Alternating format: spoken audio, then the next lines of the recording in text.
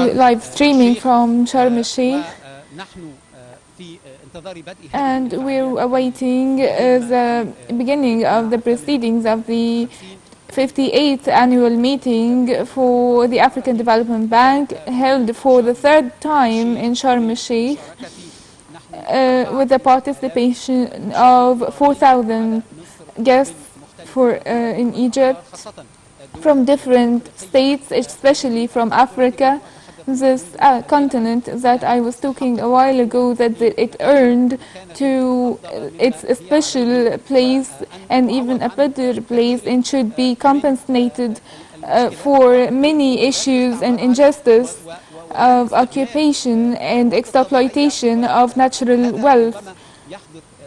And this is still happening in some African states till today. So the idea of sustainable development and assistance and support is a concept that President Sisi talked about more than once, and said that Africa can be a partner and a stakeholder in the investment in the world, because it is still the youth continent, and it can be the most profitable continent, but it must be a cooperation between stakeholders and the people of the continent. So the matter should be based on common interests and participation and collaboration, not exploitation that has been carried out for hundreds of years.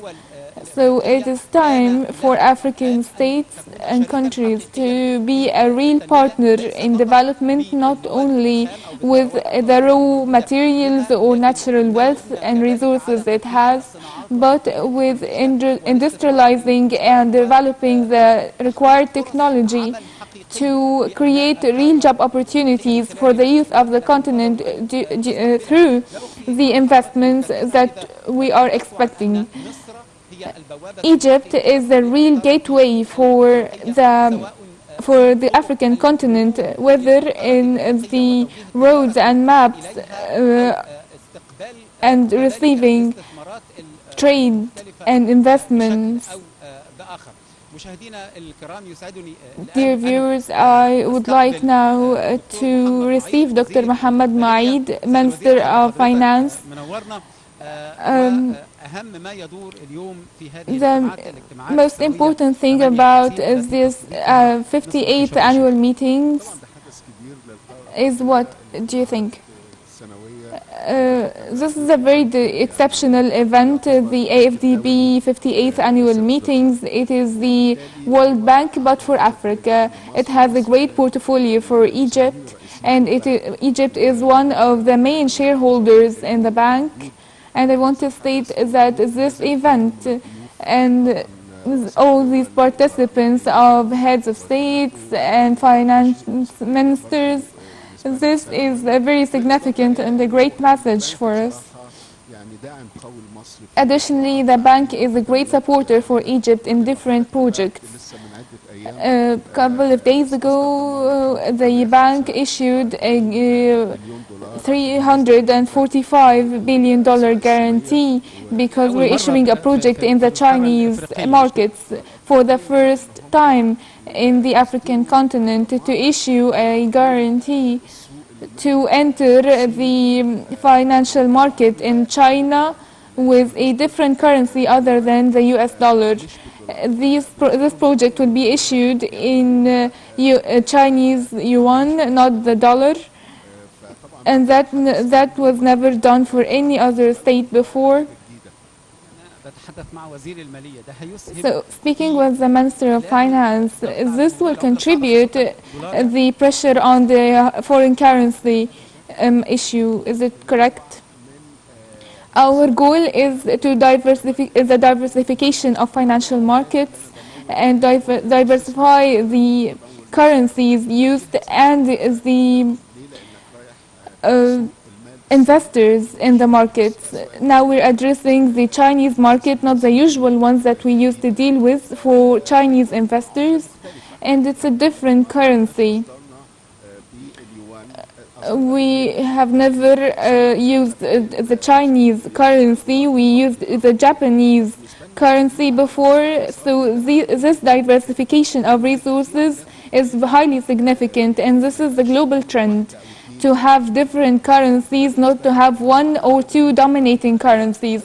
And we adopt this approach in the Ministry of Finance. We have transactions with China, India, and different other countries. Now we are ready to have different transactions in different currencies.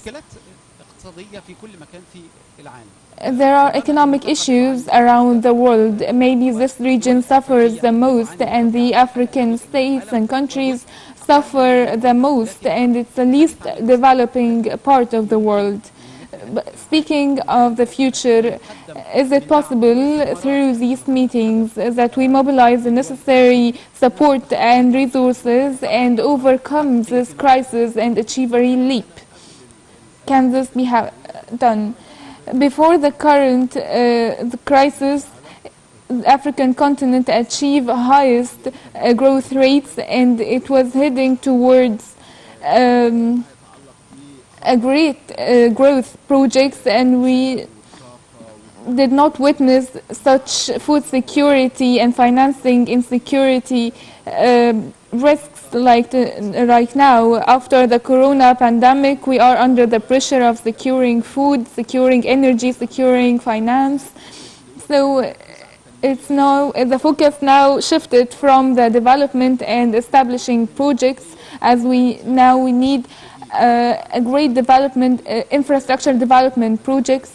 With these incredible crises, the situation got worse, and this is affecting the creating job opportunities, and now we're only focusing on securing food and energy. The AFDB is a key player in the African development, and African heads of state gave a great deal of attention to the bank projects. The sustainable development matter and mobilizing private sector financing, not only depending on assistance.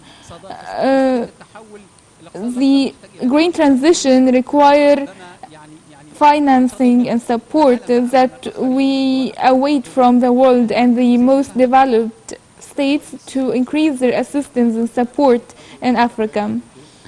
The prioritizing is what's taking place nowadays. The private sector, when they provide finance, it's not cheap, it's very expensive, especially with the high interest rate in the American Federal Bank, in the US, especially in the light of the current war and the high prices of energy and food. So it is very costly to provide investments in Africa.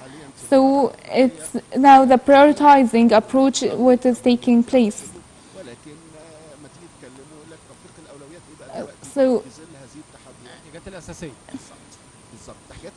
we're now focusing on the basic needs more often. We have a generation that wants to more job opportunities. They need food, energy, and they need financing for all of these basic needs. So you think that this will create a difference with a slower growth than we hope? What we call for is being practical. Practical means enabling the World Development Banks to have more finance resource to be able to provide facilitated for African countries. For example, the AFDB. What we call for here is that the International Monetary Fund loans to countries to be used, received by the AFDB, can provide financing with more than $250 billion. And this is highly demanded right now. The Washington conference attended by the president among America and the US and African states that they can multiply the current finance by 5 and provide it to the developing countries in Africa. So the World Development Banks can provide more opportunities and facilitating financing for developing states. Thank you, sir, for this intervention. So there's a trend towards development projects, and as stated by the minister, and we cannot hide the attempts to find solutions and sensitizing for more support and awareness. This is highly important. Dr. Yasmin Fuad, Minister of Environment, is with us today.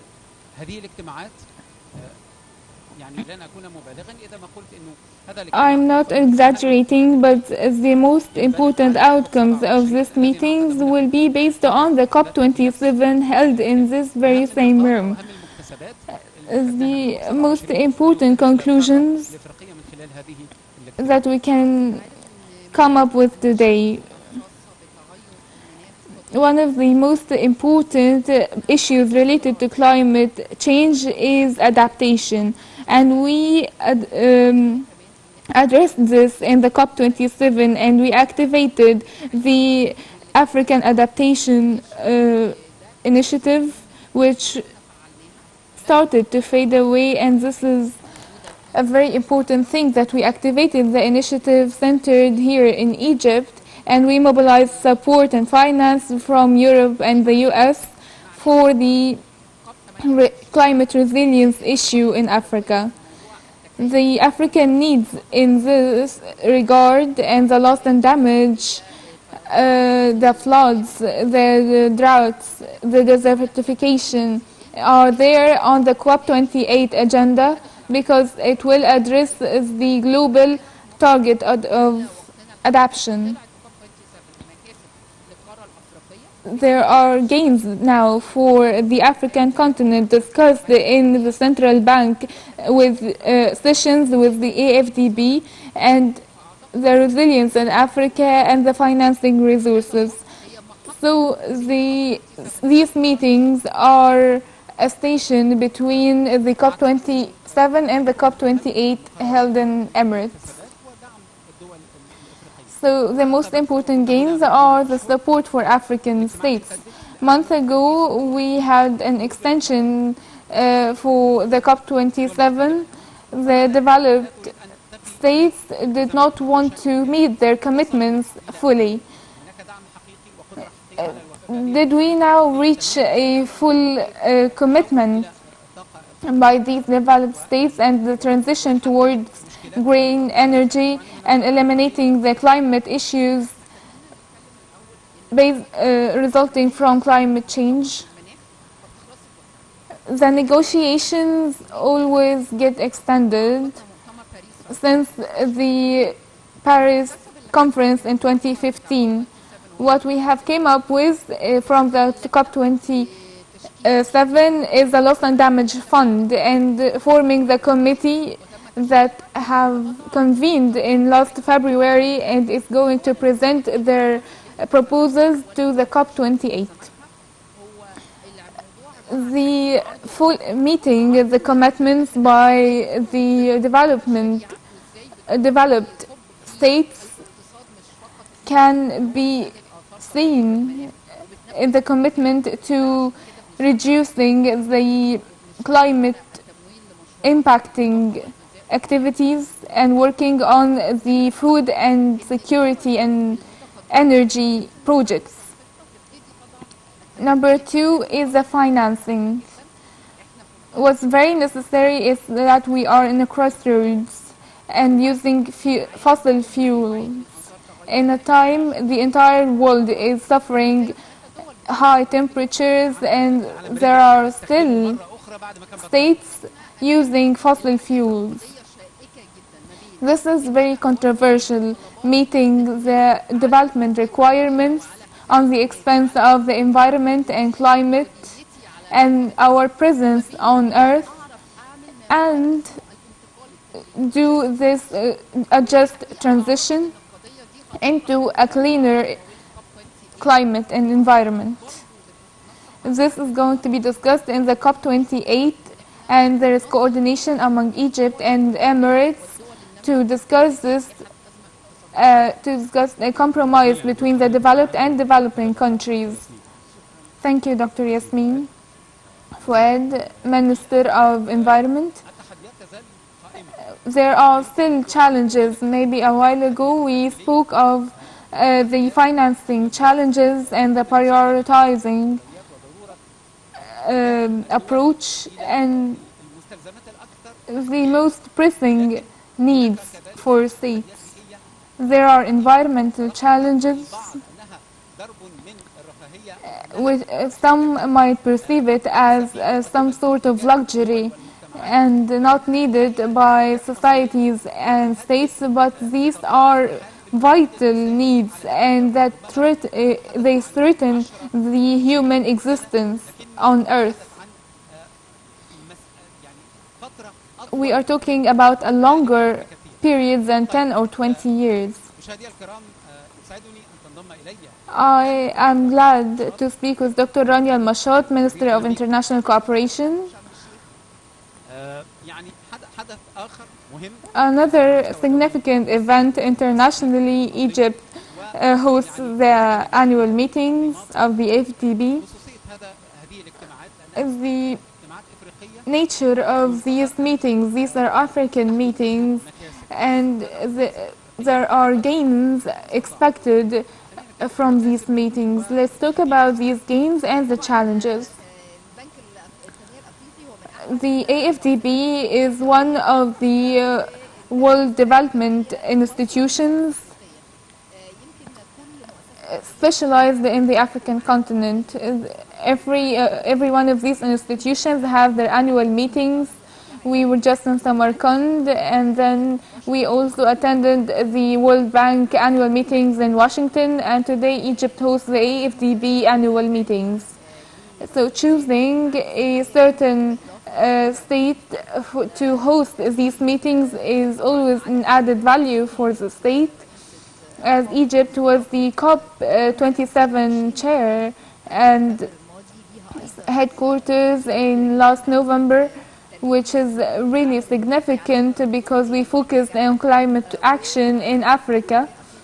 And working with the African Development Bank, we collaborated on many projects, and it's going to be proceeded in the coming period. So the green transition and the clean economy, these are things addressed by President Sisi, as well as the investment and partnership matters. It's not only exporting raw materials from African states. It is very important that the financing for the green transition, and of course there is a great focus on not gaining these financing only from debts but from investments. Last year I delivered a speech and all the focus was on the mixed funding by gaining financing from external investments, and this is the projects taking place with the African Development Bank.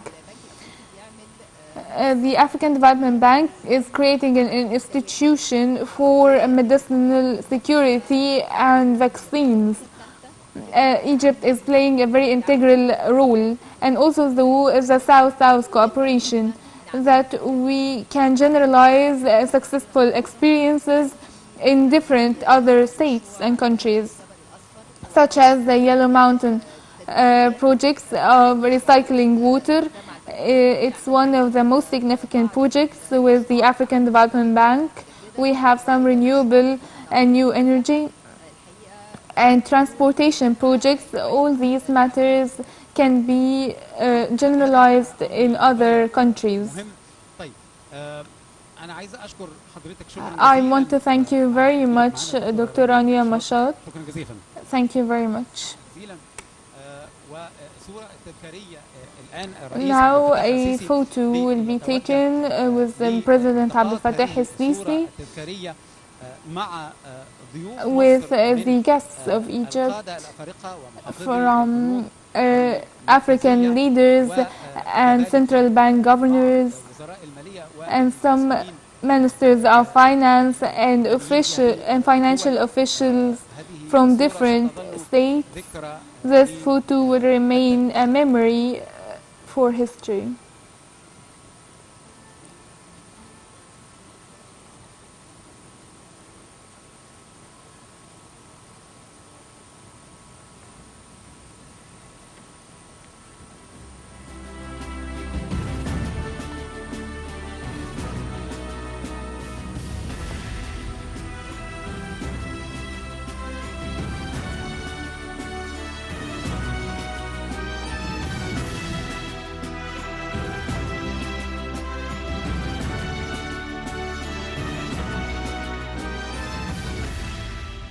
إذا التقطت هذه الصورة التذكارية كما كنت. This memorial photo was taken for history. Now I am glad to speak to the Minister of Youth and Sports. The African continent is youthful. It contains too much youth, and in the heart of which is Egypt. What is the youth role in achieving development? It's very important to have such a significant conference with the African Development Bank and the Central Bank of Egypt. The president is attending and participating in the conference which is a great message of the integral role of Egypt on the African level, and this is our continent that we belong to.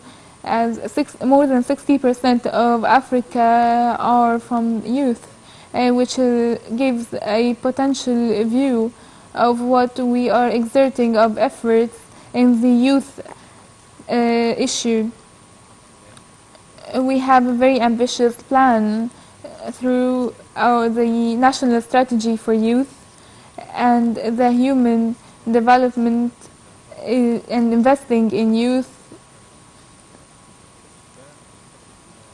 This takes us to Africa and how to invest in African youth in different programs based the essence of which is belonging to the continent. As there are exchange programs between us and the African states, there are many programs. We have the Nasser grant is a very significant program, and there are bilateral exchange with the African countries. The language between us now is not leadership, it's how to cooperate with each other and how to support startups. The African continent will still be useful for investments and existence, and this is our role to enhance the skills of youth and so on. There were elections to head the African Union for colleges, and we also are the leaders of the electronic unions.